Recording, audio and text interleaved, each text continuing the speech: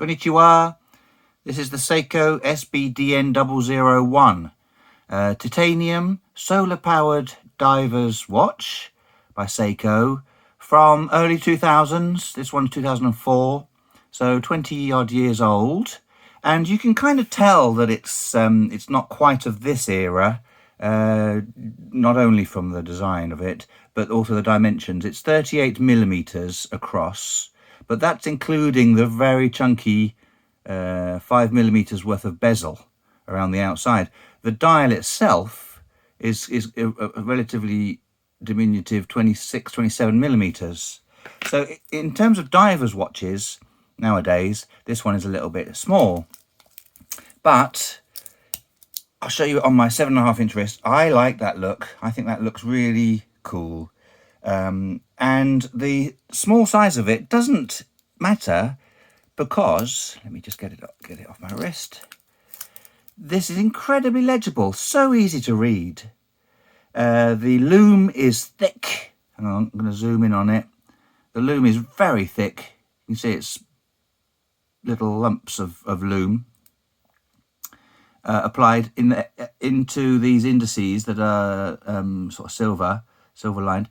And just the dial layout, so super crisp and easy to read. You got the giant sword hands, minute, distinguishably different from the hour hand. Second hand, beautiful red tip on there. Let's get that, yeah, there, lovely.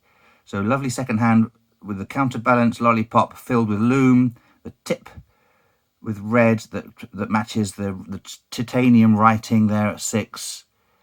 The date window at 3, white on black. Very easy to read, super legible, really practical, easy to read, easy to live with watch. I've had this on my wrist for 3 weeks. It arrived, I put it on my wrist, and I haven't taken it off since. It's so good. Works at night, you can read it. It glows all night. In the bright sunlight, you can read it. It's just great. I'm going to show you around it. I'm going to show you the design of it. I'll tell you what I know. We'll have a look at the movement inside. I'll show you, sorry for the bashed up hands. I've been doing some mechanics again. I'll show you the titanium bracelet, because it is a titanium bracelet. Hang on, where did it say it there? Titanium. So let's get cracking with the dial itself. Okay, so these slightly unusual indices, the dots are fine. They're just circled with blobs of loom, but they're uniform and they glow really bright. The 12, 6 and 9 are a little bit unusual. I don't know how to describe those shapes, but the one at 12 is separated into 2 bits. Can you see? The second hand dissects that 12 loom.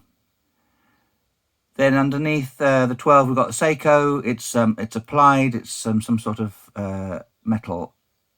And then at 6, just above 6, we've got the solar titanium divers, 200 meters, just painted on. But it's thick paint. It's got a bit of 3D to it, and that red on titanium really adds. It's very subtle, but it adds a beautiful bit of colour that is surprisingly effective, especially with that red tip on the second hand.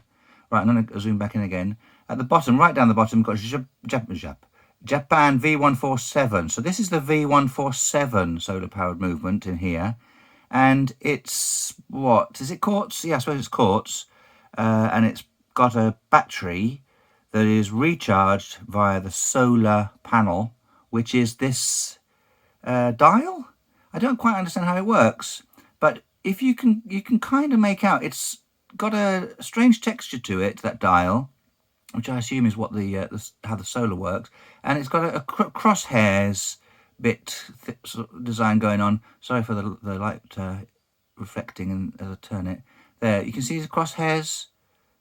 I don't know whether that's design or the solar functionality. Just thought to mention it. The date window is obscured now, but it's a lovely little date window, just super functional. So it's white on black with a little white line around the aperture. Perfect. It all works perfectly well, for telling the time. The minute track all around the outside is this raised chapter ring, I suppose you call it, and it's at an angle like that all the way around, and everything hits its marker perfectly. Yeah, perfectly, as Seiko tend to do. They do that really well. And then the glass is hardlex, which is a bit of a shame. It'd be nice if it was a sapphire, but you know, the hardlex does scratch eventually. And it's flat, flush with the bezel, which on this one has a strange texture to it. I'm just going to pause briefly because I think I'm getting a visitor. My son is coming to see me to ask me if I can make him some lunch, I think.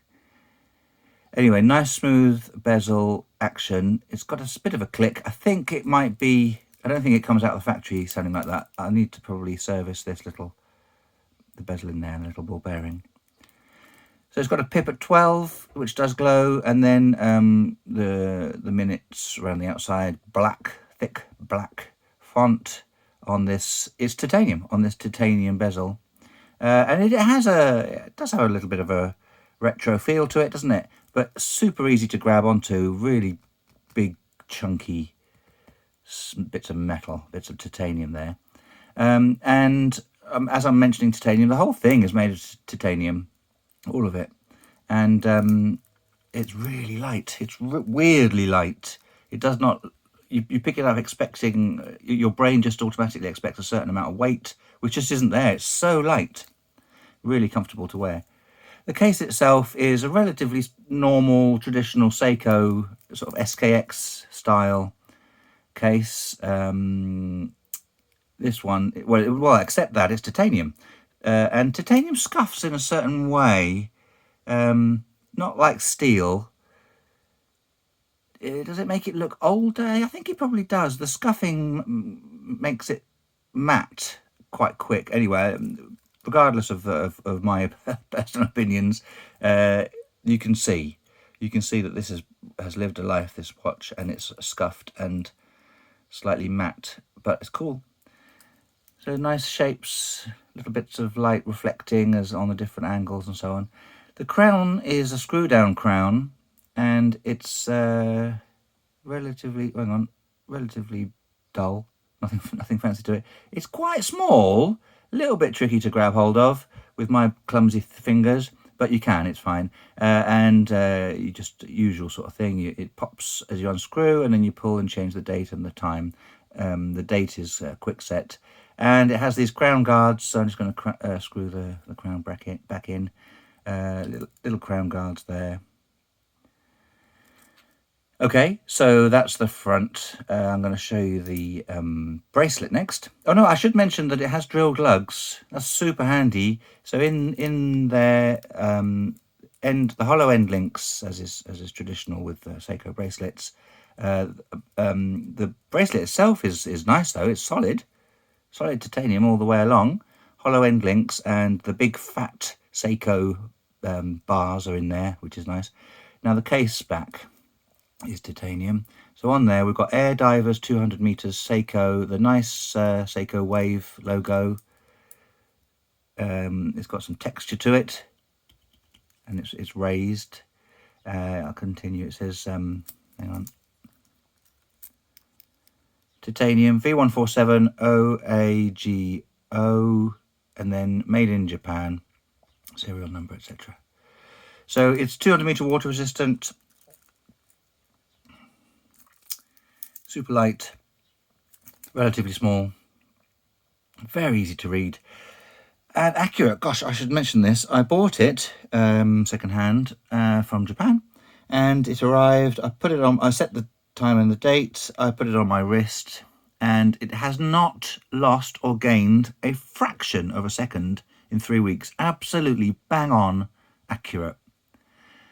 I pick it. I have swapped the watch just to do a couple of videos, and when I put this back on, it's just so dependable, and that's really nice. It's really reassuring. You pick it up, put it on, it tells the time exactly as it should. You don't need to wind it. You don't need to wriggle your wrist like an automatic. Quite satisfying. I mean, I know that's what quartz is like. There's nothing new about that. But for me, I'm surrounded by automatic watches and vintage watches, so this is just an absolute dream. You just put it on, wear it, and it's dead on accurate. Right, enough waffling about silly things. Let's show you the bracelet. So this is a titanium bracelet, and it's got a wonderful clasp, double there, so it's nice and secure. So that flips over, and then you need to push the little buttons to release it. And I mean, nothing remarkable, but it is very good. And it scuffs up a treat. Look at that. Titanium scuffing, I like it. Now, you'll have noticed it's got an extra bit. It's got a little expansion bit to it, which is nice. So if you were wearing this for diving or whatever, you can release this extra little area there, little extra length to fit over your wetsuit. So it gives it a good extra, I don't know, good couple of centimeters. Actually, I could measure it. I've got a ruler. So it gives you an extra 1 centimeter. And then when you've finished your diving, you hook it back on. You see there, little hook it back on, and then push it all back together, and then you're back to civvy bracelet. You can do that again because it is cool but slightly unusual. So I'm releasing the extra extension. There's a little hook. There we go, and that's it. That's given me an extra centimeter. Then I hook it all back together. There. Aside from that, it has the usual adjustment bits here, usual sort of Seiko affair, 4 adjustment holes. What did I want to show you next? The movement. So in here is a V147, which is a solar powered quartz watch, and it has therefore a rechargeable battery. Hang on. Oh, hang on. I'll just have to take it off camera to unwind the case back. Whilst I do that, just chat amongst yourselves. Did you have a good weekend? What did you get up to? We watched Forrest Gump last night. It's good. I'd forgotten how good that film is. Oh, there we go. So case back is off. There is the movement. So let's get it so we can see the writing. Bit tricky. Hang on, I'll zoom in. Can I zoom in on this bit? Here we go. Okay, there we go. Oh gosh, really tricky to read the writing. I just wanted to show you it because you might not get the opportunity normally. Right, there we go. Oh shit, the green bit's fallen off. Seiko Time Corp, Japan, V147A, 2 joules. So that's the writing, and then you've got down here, presumably this is the capacitor. Over here, rechargeable battery. Nothing massively remarkable going on there. I'm just going to take it off camera, put the bits back together. Whilst I do that, here's the case back close up. And the inside of it.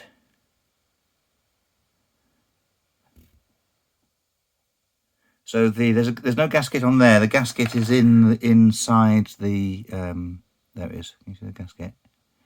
Oh, I'm a bit annoyed by that bit of plastic that's come dislodged. Oh, that's fine. It's gone back in. Okay, so I also have this one, which you are going to say, well, hang on a sec, that's the same watch, but it's slightly different. So on the left here is the one we've just been looking at, the V147. This is the V145. Now, the V145, this one's from 2002, a little bit older. From the research I've done, the V147 is the updated version of the movement. The V145 was good, and then they made some changes. I don't know what they did. And replaced it. So the V145, I'm just going to show you it briefly. In terms of design, this one is a bit more, has lived a bit more. And you can see the Hardlex crystal has got some scratches and scuffs there. That's what happens to Hardlex. Apart from that, there's no differences really. The date window, the second hand, the hands, the loom, the bezel, the crown, the case, everything's the same, except the minute hand's in the way. I'll move the minute hand out of the way in a sec. But you can see on the left we've got solar titanium divers 200 meters. On the right we've got solar titanium scuba 200 meters. Right, so remember the left one, the V147. I'm just going to put that to one side. Right, let's get the minute hand out of the way. So I suppose it's what you prefer in terms of the dial writing, as to which version you get. You see, solar titanium scuba 200 meters. I don't know why they changed the writing. I mean, that's pretty cool.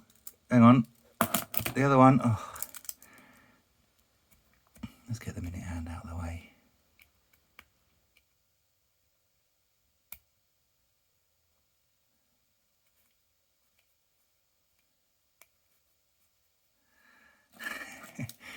So you got solar titanium divers 200 meters, solar titanium scuba 200 meters. Which do you prefer?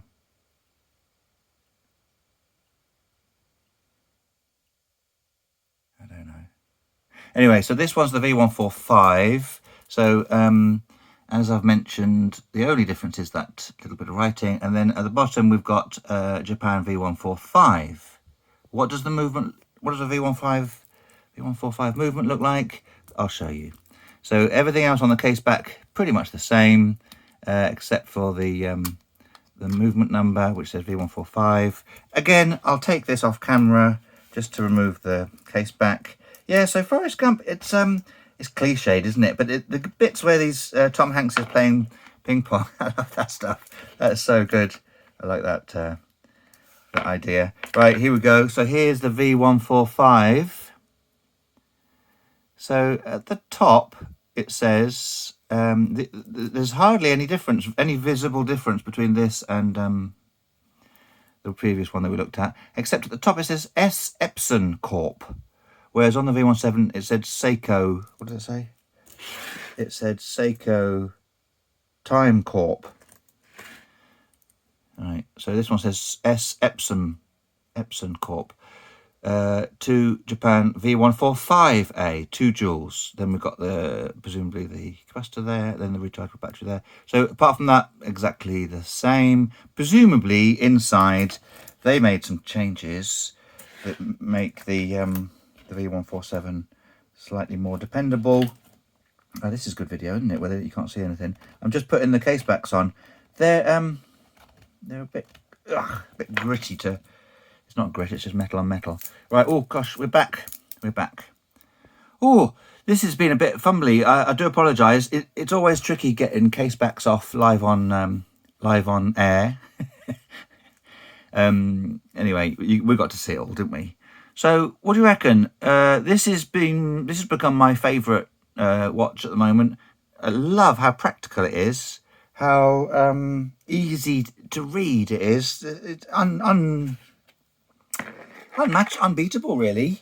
Seiko's always good at that. They've always been good at legible watches, and this one's light, it's comfortable. Now I should say I don't wear it on this bracelet, so shall I show you? I'll show you, I think, because it's right. I'm going to show you.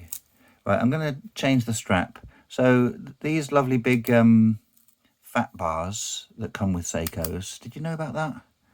So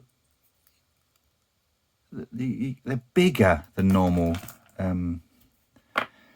spring bars, which is reassuring. So the idea behind this watch for me, I'm waffling on now. If you've got what you want out of the video, by all means, you can head off now. But I'm going to waffle on a bit more. On the left, that's a traditional spring bar. On the right, that's a fat Seiko bar. You see the difference? And This watch, the idea for this watch for me, why I got this, is I wanted a sturdy, reliable, easy to wear, easy to read watch to wear all summer, just in every situation. Swimming, mowing the lawn, sunbathing, just whatever. And I wanted something that's not gonna I'm not going to lose. So I mean that sounds a bit ridiculous, but the bracelet is just a normal bracelet. If one of the spring bars were to give out, then the whole watch is gone. So that means I need a NATO strap or something along those lines. I don't like NATO straps. I do like single pass straps. So I've just got this nice pearl on. You can see I've had it a while, and this is how I wear this watch. I wear it on a single pass pearl on, and that to me feels sturdy. So once that's on my wrist, if one of the pins were to give out, the watch is still dangling on my wrist. It's fine, I'm not going to lose it, and that's really comfy, nice for the summer. It's a bit grotty. They do get quite grubby, but you just take it off and give it a scrub with some soap and water, and eventually it becomes so grotty that you just replace it. But hang on, I'll zoom out and show you it on my wrist. That Seiko titanium bracelet definitely has a charm. It's also from the 2000s. It looks like it's from the 2000s, which is fine, but it has a little retro air to it. Whereas pop it on something like this, and all of a sudden I don't know, it gives it a different look. I mean, the watch still has that sort of 2000s bezel, but on there, and it's so light, ridiculously light. I'll put the weight in the description below. What do you reckon? Right, I have certainly waffled on long enough about this watch, but I do really like it, and I wanted you to have a good look at it with me. I hope you've got something interesting out of this. Hope you found it interesting. Please subscribe, as everybody says on YouTube. Like if you've liked this video, and comment below. Please keep it kind. The world is a complicated place. No need to make it even more complicated on YouTube. We're all friends here. Right, that'll do, eh? Thanks, guys. I'll see you soon.